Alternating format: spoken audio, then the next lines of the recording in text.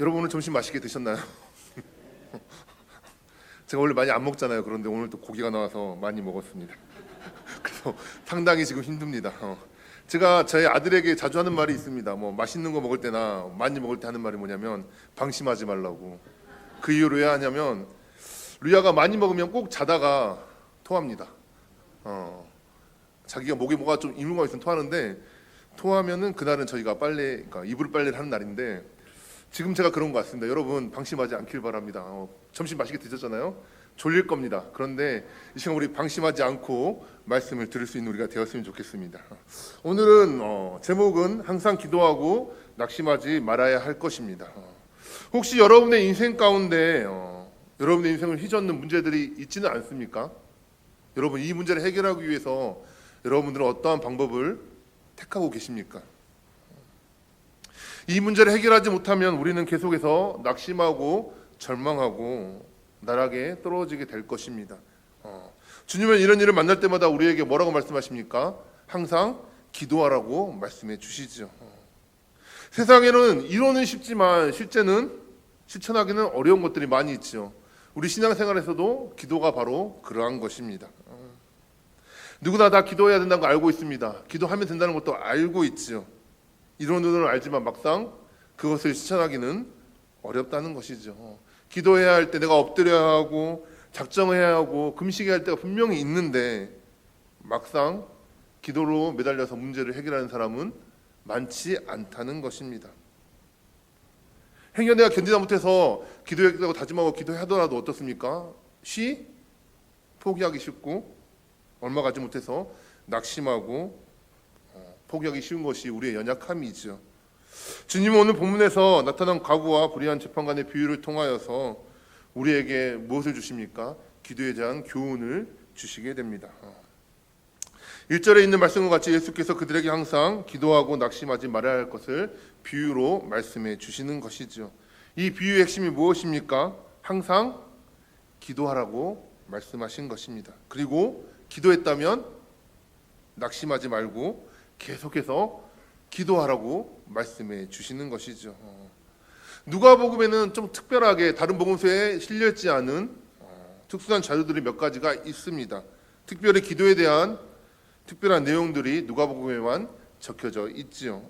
오늘 우리가 읽은 본문 과부와 불의한 재판관에 대한 이야기도 그거에 대한 이야기고 11장에 나타난 밤중에 찾아온 벗을 위해서 자기 친구에게 떡을 빌리는 그 장면 또한 간청했던 그 비유라든지 또는 오늘 우리 읽은 본문 그 다음에 있는 본문 바리새인과 세리의 기도를 비유로 말씀하신 그런 것들이 봐도 바로 기도에 대한 메시지들을 담고 있습니다.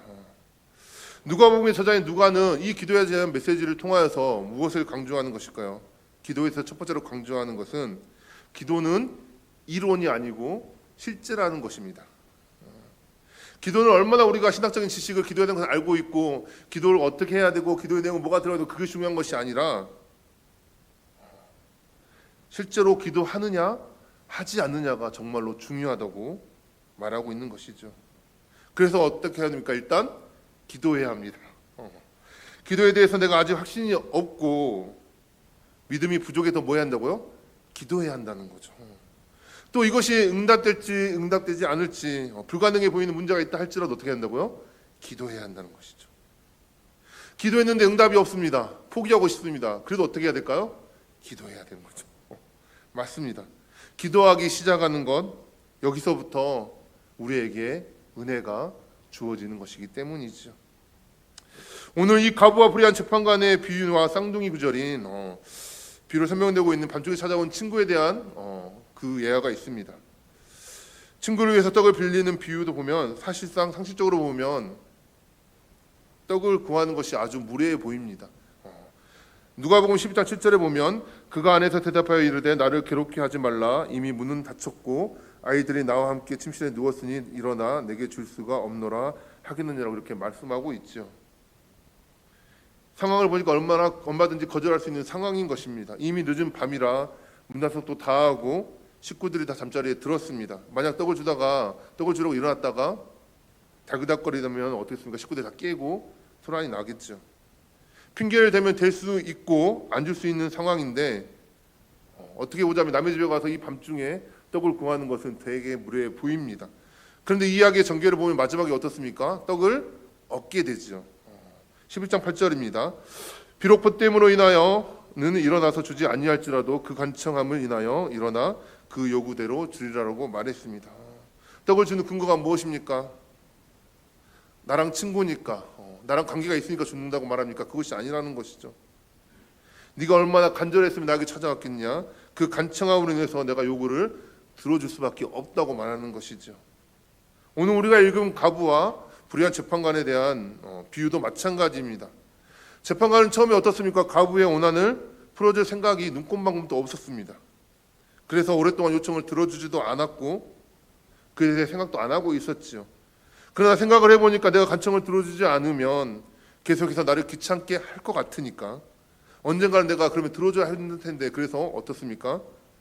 들어주는 게 낫겠다고 생각하고 가부의 그 간청을 들어주게 된 것이 오늘 본문의 이야기이죠. 여러분, 우리가 기도에 대한 이야기를 할 때 기도의 원리들에 대해서 이야기하죠. 뭐라고 이야기합니까? 하나님의 뜻대로 구해야 한다. 먼저 그의 나라와 그의 의를 구해야 한다. 믿음으로 구해야 한다. 간절히 구해야 한다. 뭐 이런 원리들이 있죠. 그런데 가장 중요한 기도 원리는 무엇일까요? 기도해야 한다. 여러분, 기도 안 하고 얻을 수가 없어요. 기도 안 하고 뭐 하나님 뭐 구하고 그런 게 아니라 기도를 해야 하는 것이 가장 기도의 원리라는 것입니다. 다른 거 생각하기 전에 먼저 기도하는 것입니다. 오늘 보면도 마찬가지죠. 항상 기도한다고 말하고 있는데 데살로니가전서 5장 17절 말씀에 보면 쉬지 말고 기도하라고 말하고 있죠. 이거 잘못 생각하는 사람들은 계속 기도하는 거 아니라는 거죠. 기도를 쉼없이 길게 하라는 것이 아니라 반복적으로 계속해서 하나님께 아뢰고 나아가고 의지하고 붙들고 신뢰하라는 말인 것이죠. 항상 기도하라는 이야기는 다른 일 하지 말고 기도만 하라는 것이 아니라 모든 일을 기도의 제목으로 삼고 기도의 자리로 나아오라고 말씀하고 있는 것입니다. 낙심하지 말아야 될 것을 이야기했다는 것은 일단 기도했으면 어때요? 낙심하지 말고 포기하지 말고 중단하지 말고 끝까지 기도하라고 우리에게 메시지를 주고 있는 것입니다. 이제 이 비유 내용을 좀 더 자세히 알아보도록 하겠습니다. 2절 보십시오. 어떤 도시에 하나님을 두려워하지 않고 사람도 무시하는 한 재판관이 있었다고 말하고 있습니다. 이 재판관은 최악의 재판관이고 불의한 재판관입니다. 아나무인격이죠. 사람도 두려워하지 않고 오직 자신의 힘과 권력만 믿는 불의한 재판관이었습니다. 3절에 보면 그 도시에 한 가부가 있었는데 자주 그 재판관을 찾아가서 내 원수에 대한 원한을 풀어달라고 간청하고 있다고 말하고 있죠. 이 비유를 하신 것은 이 비유에 대한 대상이 있으니까 비유를 하셨겠죠. 그렇다면 우리의 관계를 한번 비유해 보자면 원한을 풀어달라고 요청하는 가부는 누구를 뜻합니까? 바로 기도하는 우리라고 볼 수 있겠죠. 그리고 원한을 풀어줄 수 있는 유일한 대상이 되는 재판관은 누구를 뜻합니까? 하나님을 뜻하겠죠. 그런데 여러분 한번 잘 생각해 보십시오. 한편으로 좀 갸우뚱하지 않습니까? 하나님으로 비유된 재판관이 오늘 말씀에 뭐라고 말합니까? 불의한 재판관이라고 이야기하고 있죠. 그럼 우리가 생각할 때 하나님은 그렇게 사람을 무시하고 불의한 하나님이십니까? 어떻게 생각하세요? 그러신가요? 이 부분에 대해서는 나중에 다시 좀 살펴보도록 하겠습니다. 이 재판관은 정말 최악의 재판관이죠. 불의한 재판관. 자기 힘만 믿고 하나님도 두려워하지 않는 재판관입니다. 그러나 이 가부가 그가 할 수 있는 마지막 방법이 무엇입니까? 불의하지만 이 재판관을 찾아가는 것이 그녀의 마지막 방법입니다. 최선의 방법인 것이죠.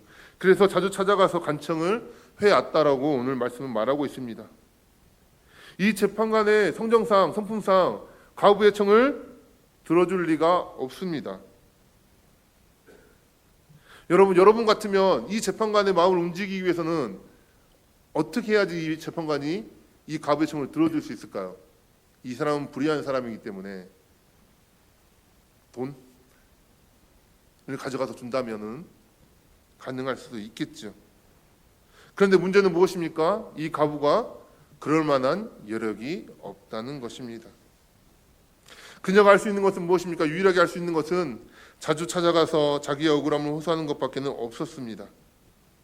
4절 말씀을 보면 그가 얼마 동안 듣지 아니었다고 말하고 있습니다. 아무리 와서 얘기를 해도 무시했다라는 것이죠. 그런데 어느 순간 이 재판관의 마음이 바뀌게 됩니다. 5절을 보면 이 과부가 나를 번거롭게 하니 내가 그 원한을 풀어주리라고 말하고 있습니다. 그렇지 않으면 늘어와서 나를 괴롭게 하리라 이렇게 생각했다는 것이죠. 재판관의 마음을 움직인 그 요인이 무엇입니까? 원한을 풀어주는 것이 정의롭기 때문에 그가 그렇게 한 것입니까? 그가 돈을 받았기 때문에 그렇게 한 것입니까? 아니라는 것이죠. 계속 나를 귀찮게 하니까 그럴 바에는 내가 들어주면서 원한을 풀어주는 것이 더 낫겠다 해서 한 것이라는 것이죠. 오늘 이 비유는 우리에게 어떠한 교훈을 줄까요? 왜 주님은 이 비유를 말씀하시면서 우리에게 기도에 대해서 말씀하고 있는 것일까요? 먼저 몇 가지로 생각해 볼 것이 있습니다. 첫 번째로는 왜 주님은 이 비유를 통해서 하나님의 불의한 재판관으로 비유하고 있는가 하는 것입니다.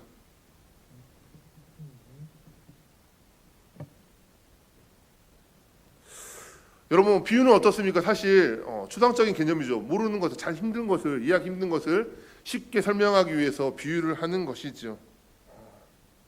그런데 하나님을 불의한 재판관으로 비유했다는 것은 오히려 우리에게 더 큰 오해를 만들게 합니다. 비유의 본질을 흘릴 수 있게 하는 개념이죠.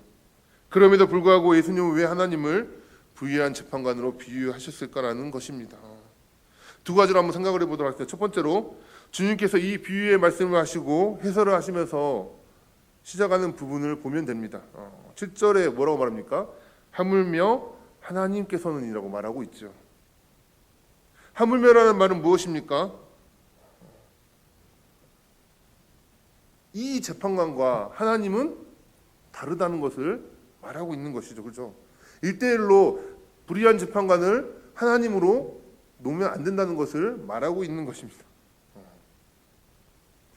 비유는 강조하기 위해서 극단적으로 대비를 사용해서 한 표현이죠.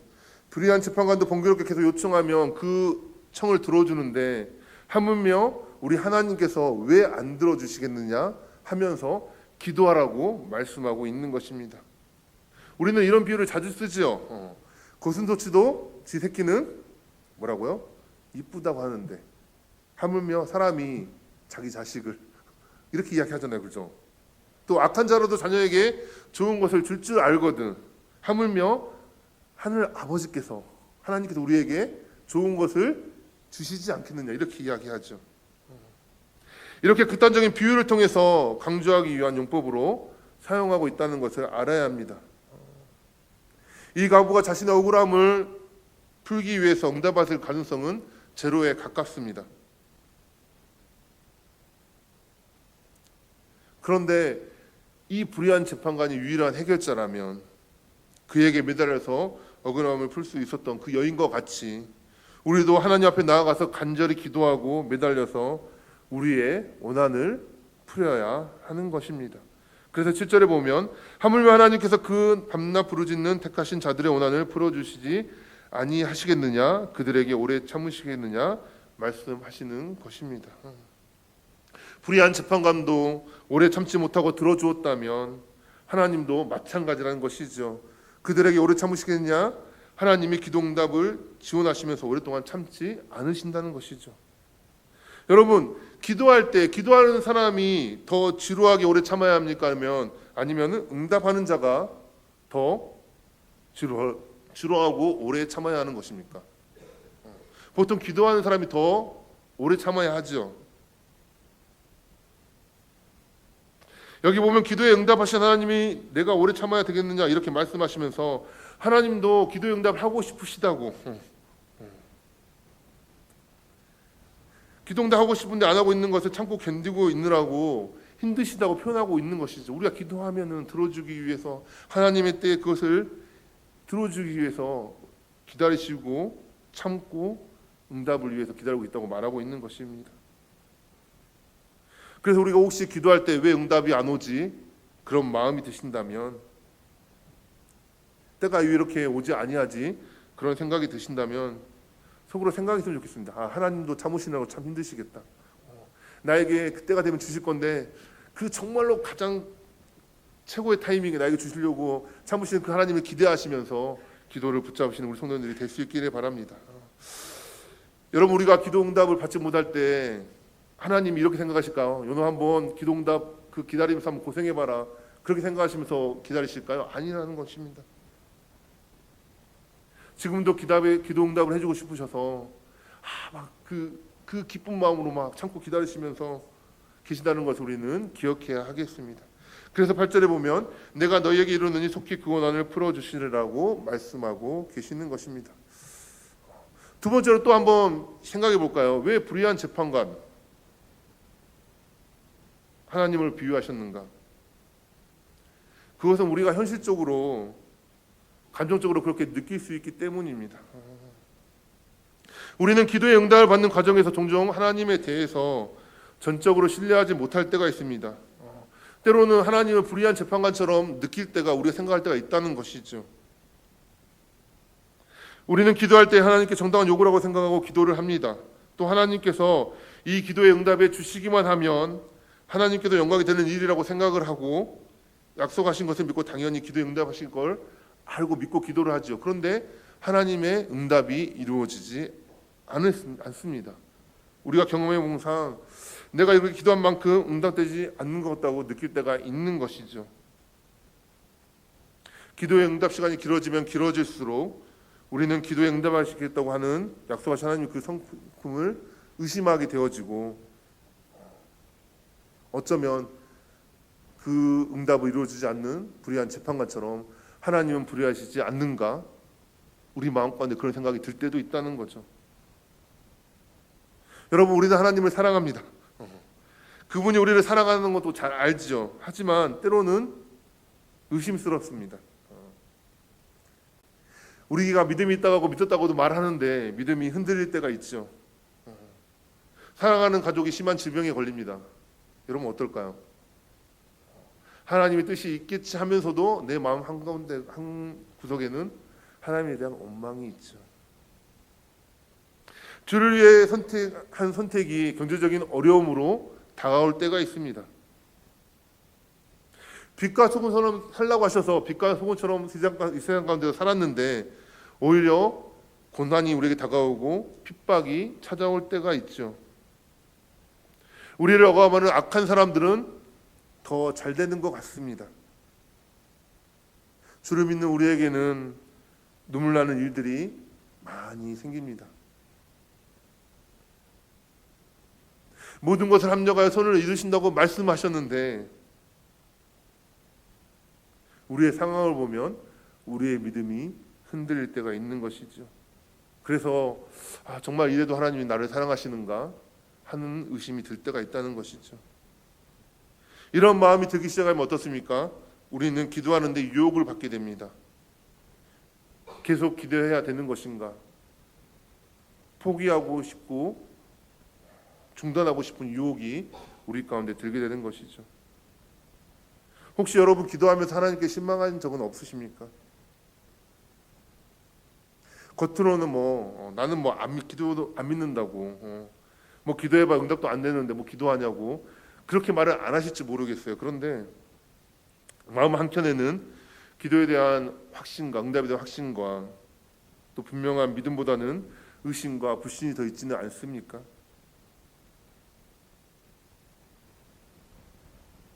어떻게 이것을 알 수 있을까요? 우리가 기도해야 되는데 기도 안 한다는 것은 어쩌면 그 하나님의 그 믿음을 신뢰하지 않는다는 것을 알 수 있겠죠. 만약에 하나님에 대한 확신한 기도에 대한 응답에 대한 확신한 신뢰가 있다면 기도 안 하는 게 바보고 기도하는 것이 우리에게 당연한 것이 되겠죠. 그래서 우리 중에 그런 마음이 있는 분들이 있을지도 모르겠습니다. 기도해도 안 될 거야. 설마 기도한다고 그런 일이 일어나겠어? 아무리 하나님이라도 이런 것까지 들어주실 수 없을 거야 하는 마음으로 하나님을 온전히 신뢰하지 못하고 불의한 재판관처럼 의식하고 있는 분들이 있을지도 모르겠습니다. 그럴 때 어떻게 하라고 말합니까? 그런 마음이 들 때 오늘 말씀에서 기도하기를 포기하지 말라고 말씀해 주고 계시는 것입니다. 두 번째로 우리가 오늘 본문에서 살펴보고 싶은 것은 이 여인의 행동을 살펴보기 원합니다. 이 여인은 포기하지 않고 재판관을 자주 찾아갔다고 말합니다. 재판관이 하나님을 두려워하지 않았다는 것은 하나님을 경외하지도 않았고 존경하지도 않았고 두려워하지도 않았으며 항상 그래왔다는 것을 보여줍니다. 이 두려워하지 않았다는 이 동사가 현재 분사형으로 되어 있습니다. 그냥 한 번 한 것이 아니라 계속 끊임없이 두려워하지 않았다는 것으로 나와 있는 것이죠. 있는 곳 그 재판관이 앞으로 다가오게 될 하나님의 심판을 대수롭게 여기지 않았다는 것을 의미하는 것이고, 이러한 점에서 볼 때 아마도 이 재판관은 이방의 관리였을 것으로 추정되어집니다. 특히 당시 식민지 치하에 있었던 유대인에게 군림하였던 로마에서 파견된 이방인이었을 것으로 생각되어집니다. 이방인이라고 이야기한 것은 그가 유대인이 아니었다는 것을 이야기하는 것이죠. 다시 말하면 이 여인이 어디로 갔다는 거죠? 로마의 법정에 나아갔다는 거예요. 보통 유대인들은 어떻습니까? 그들에게 문제가 생기면 1차적으로 유대인 자체의 율법을 통해서 소송을 제기합니다. 다시 말하면 종교 재판을 하는 것이죠. 그러면 왜 이 여인은 하나님 앞에 종교 재판을 가지 아니하고 이방인에게, 세상 법정에게 나아갔을까요? 그것은 이것이 그녀가 할 수 있는 마지막 방법이었기 때문입니다. 3절 보십시오. 가부가 자주 그에게 가서 내 원수에 대한 원망을 풀어달라고 간청했다라고 말하고 있습니다. 아주 귀찮게 한 것이죠. 불의한 재판관도 자기 스스로를 이렇게 평가합니다. 4절 5절의 말씀처럼 하나님도 두려워하지 않고 사람도 무시하는 사람인데 저 여자의 요청을 내가 받아들여줄 이유가 없다고 말하고 있죠.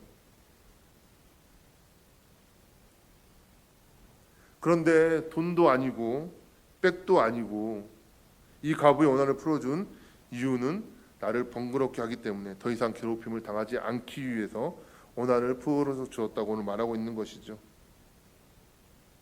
여기서 보면 기도의 자세를 좀 더 자세히 배울 수 있습니다. 3절에서 자주 갔다고 했죠.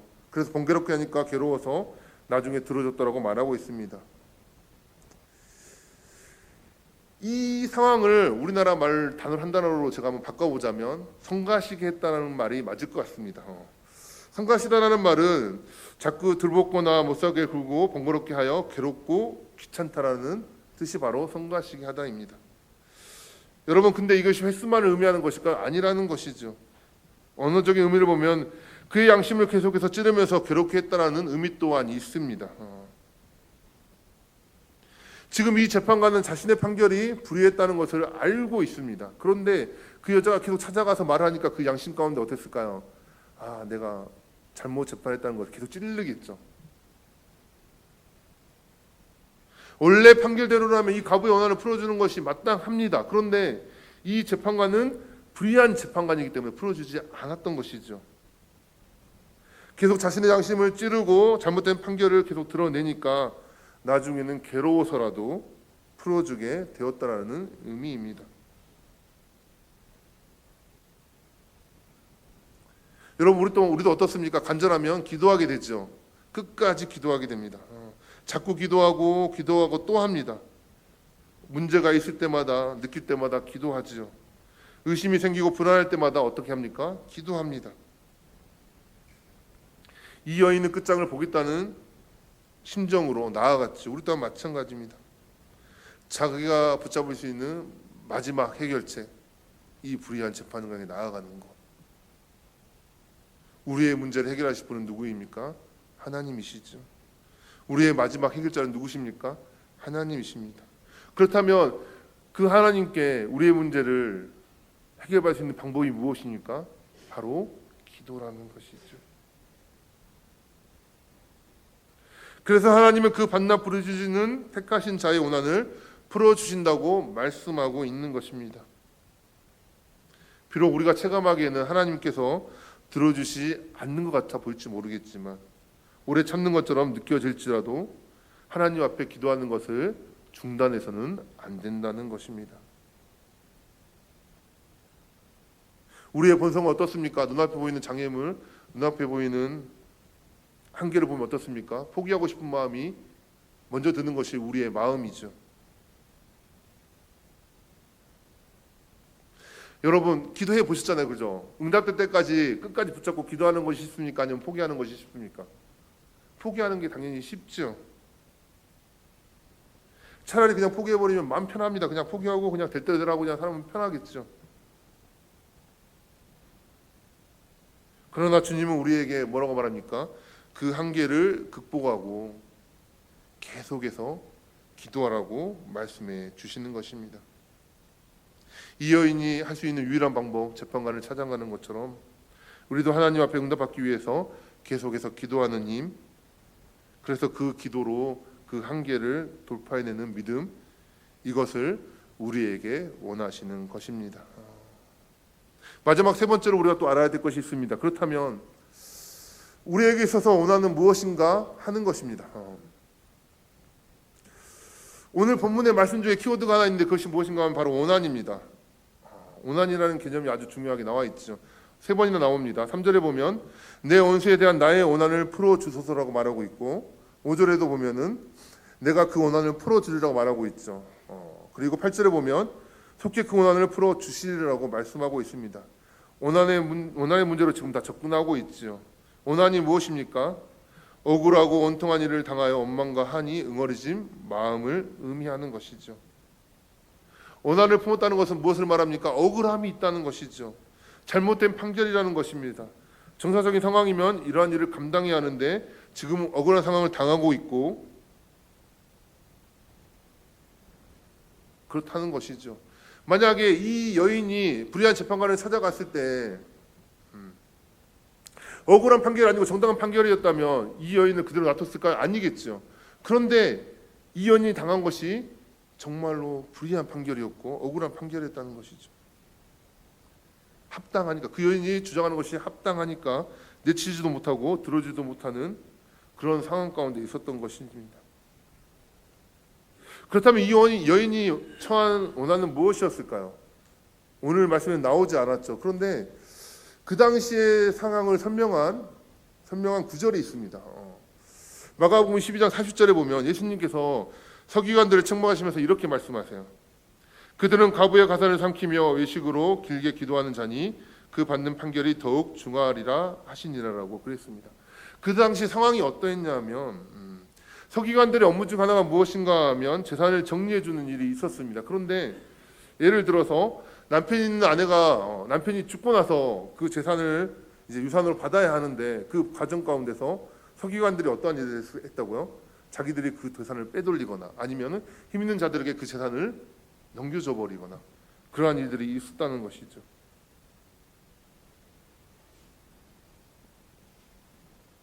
아마도 이 서기관들은 불의한 재판관과 결탁해서 이러한 일들을 했을 것입니다.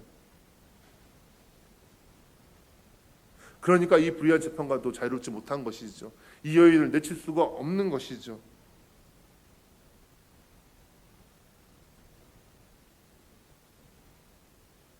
여러분 우리가 기도할 때 한 가지 중요한 사실이 있습니다. 지성이면 감천이다 아니라는 거죠. 무조건 기도하는 거 아니라는 거죠.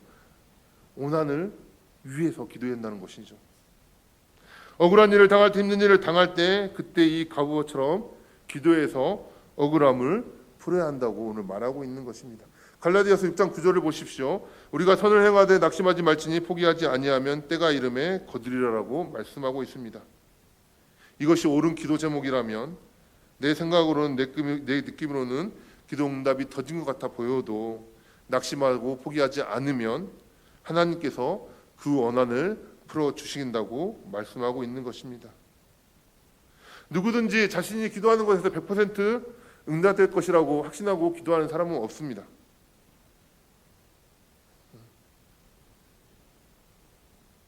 그래서 우리는 때로는 기도하면서도 낙심할 수 있고 의심할 수 있고 포기하는 그런 과정들을 겪게 되지요. 근데 우리가 이때 기억해야 될 것이 있습니다. 하나님은 택하신 자들의 원한을 풀어주시는 분이라는 것입니다. 그 하나님을 바라고 기도하기를 중단하지 말라고 오늘 말씀하고 있습니다.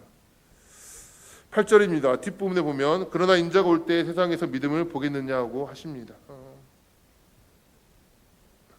인자가 올 때 믿음을 본다고 보겠냐고 하는 이 말씀 의미는 무엇입니까? 그렇게 기도하라고 했지만 너희가 포기하지 말고 낙심하지 말고 기도하라고 했지만 인자가 올 때 끝까지 기도함으로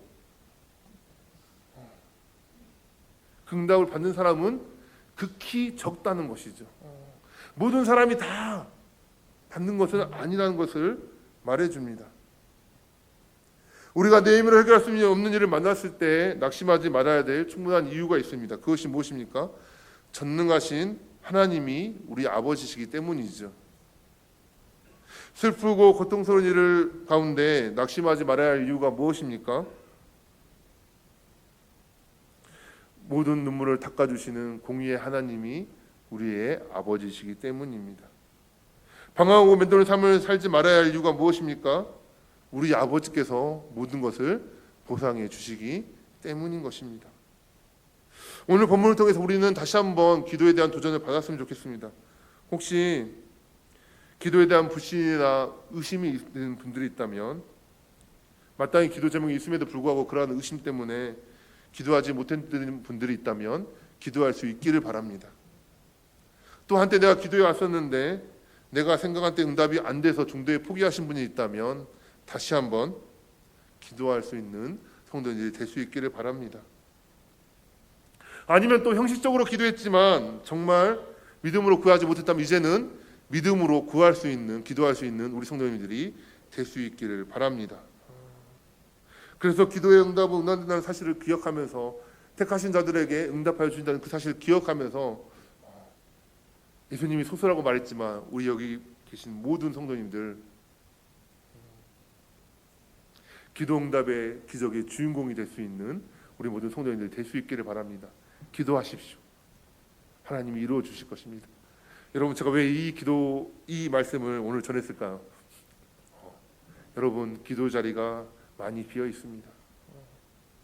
새벽 기도 자리, 수요 예배 자리, 금요 기도 자리, 나오지 못할지라도 있는 그 자리에서 기도할 수 있는 우리가 되기를 원합니다.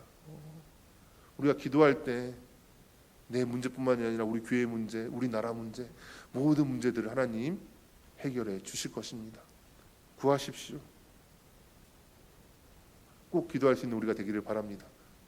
이번 주 금요일 날 함께 할 수 있기를 바랍니다. 기도하도록 하겠습니다. 은혜가 풍성하신 하나님 아버지, 우리를 붙잡아 주시고 인도하여 주시고 오늘 또 이렇게 말씀을 듣게 하여 주시니 감사합니다. 하나님, 오늘 이 여인을, 이 과부를 통하여서 다시 한번 기도에 대해서 생각해 하여 주시니 감사합니다.